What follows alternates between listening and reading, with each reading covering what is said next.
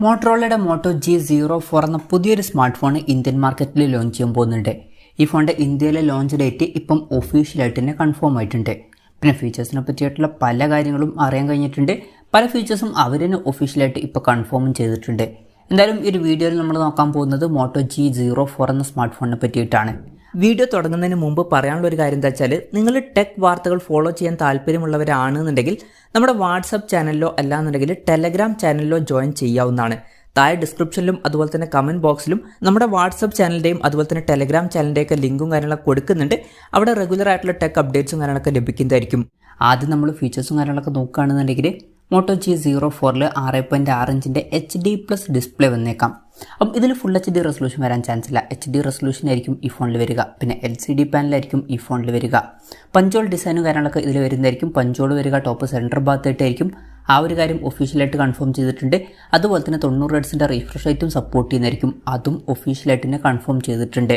ഇപ്പോൾ display features മൊത്തത്തിൽ നോക്കുകയാണെന്നുണ്ടെങ്കിൽ മിക്കവാറും ഈ ഫോണിൻ്റെ വില 10,000 രൂപയ്ക്ക് താഴെ ആയിരിക്കും വരിക. ആ ഒരു പ്രൈസ് റേഞ്ചിൽ ഇത് തിരക്കേടില്ലാത്ത ഡിസ്പ്ലേ ഫീച്ചേഴ്സ് ആണ് എന്ന് തന്നെ പറയാവുന്നതാണ്. ഫുൾ HD റെസൊല്യൂഷനും കൂടി ഉണ്ടായിരുന്നെങ്കിൽ കുറച്ചും കൂടി നന്നായേനെ.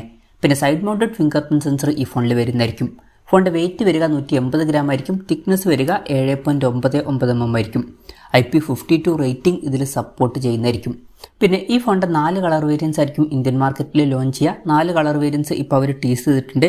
Sunrise orange, concord black, see green, അതുപോലെ തന്നെ സാറ്റിൻ ബ്ലൂ എന്നീ കളർ വേരിയൻസ് ഇന്ത്യൻ മാർക്കറ്റിൽ ലോഞ്ച് ചെയ്തേക്കാം. പ്രോസസ്സറിൻ്റെ കാര്യം പറയുകയാണെന്നുണ്ടെങ്കിൽ ആ ഒരു കാര്യം അവർ ഒഫീഷ്യലായിട്ട് കൺഫേം ചെയ്തിട്ടുണ്ട്. യൂണി SoC T606 എന്ന പ്രോസസ്സറുമായിട്ടായിരിക്കും ഈ ഒരു സ്മാർട്ട് ഫോൺ വരിക. ഇത് ബേസിക് ആയിട്ടുള്ള ഒരു 4G പ്രോസസ്സറാണ്. 10,000 രൂപയ്ക്ക് താഴെ തിരക്കേടില്ലാത്തൊരു പ്രോസസ്സർ എന്നൊക്കെ പറയാൻ പറ്റിയിട്ടുള്ള ഒരു പ്രോസസ്സറാണ്. 5G സപ്പോർട്ടൊന്നും ഉണ്ടാവില്ല. മാക്സിമം 4G സപ്പോർട്ടായിരിക്കും ഇതിൽ വരിക. ഈ ഫോണിൻ്റെ ബേസ് വേരിയൻറ്റിൽ 4GB റാമും 64GB ഇൻറ്റേർണലും വന്നേക്കാം. ഇത് കൂടാതെ 8GB റാമും 128GB ഇൻറ്റേർണലുമായിട്ട് വരുന്ന ഒരു വെർഷനും വരുന്നതായിരിക്കും. ഈ ഒരു കാര്യങ്ങളൊക്കെ അവർ ഒഫീഷ്യലായിട്ട് തന്നെ കൺഫേം ചെയ്തിട്ടുണ്ട്. വെർച്വൽ റാം എന്നുള്ള ഫീച്ചറും ഇതിൽ വരുന്നതായിരിക്കും. അതായത് എക്സ്ട്രാ റാം വേണ്ട സമയത്ത് ഇൻറ്റേർണൽ മെമ്മറിയിൽ നിന്ന് കുറച്ച് മെമ്മറി എടുത്തിട്ട് അത് റാമായിട്ട് യൂസ് ചെയ്യുന്നതായിരിക്കും. അങ്ങനെ 8GB റാം വരെ എക്സ്ട്രാ ലഭിക്കുന്നതായിരിക്കും. സ്റ്റീരിയോ സ്പീക്കേഴ്സ് ഈ ഫോണിൽ വരുന്നതായിരിക്കും. ഡോൾബി അറ്റ്മോസിൻ്റെ സൗണ്ടും ഇതിൽ സപ്പോർട്ട് ചെയ്യും. ഈ കാര്യങ്ങളൊക്കെ ഒഫീഷ്യലായിട്ട് കൺഫേം ചെയ്തിട്ടുണ്ട്. ഇപ്പോൾ 10,000 രൂപയ്ക്ക് താഴെ വരുന്ന ഒരു ഫോണിലൊക്കെ സ്റ്റീരിയോ സ്പീക്കേഴ്സ് വരുന്നു എന്നുള്ളത് എടുത്തു പറയേണ്ട ഒരു കാര്യം തന്നെയാണ്. പിന്നെ ഇതിൽ 3.5mm ഓഡിയോ ജാക്ക് വരുന്നതായിരിക്കും. ആൻഡ്രോയിഡ് 14 ബേസ് ആയിട്ടുള്ള iOS സോഫ്റ്റ്വെയറുമായിട്ടായിരിക്കും ഈ ഒരു സ്മാർട്ട് ഫോൺ വരിക. അതും എടുത്തു പറയേണ്ട ഒരു കാര്യം തന്നെയാണ്. പൊതുവേ ഇപ്പം ഈ ഒരു പ്രൈസ് റേഞ്ചിൽ വരുന്ന ഫോണുകളിൽ ആൻഡ്രോയിഡ് 13 സോഫ്റ്റ്വെയർ ആണ് വരാറ്. എന്നാൽ ഈ ഒരു ഫോണിൽ ആൻഡ്രോയിഡ് 14 സോഫ്റ്റ്വെയർ വരുന്നതായിരിക്കും. ആ ഒരു കാര്യം അവർ ഒഫീഷ്യലായിട്ട് തന്നെ കൺഫേം ചെയ്തിട്ടുണ്ട്.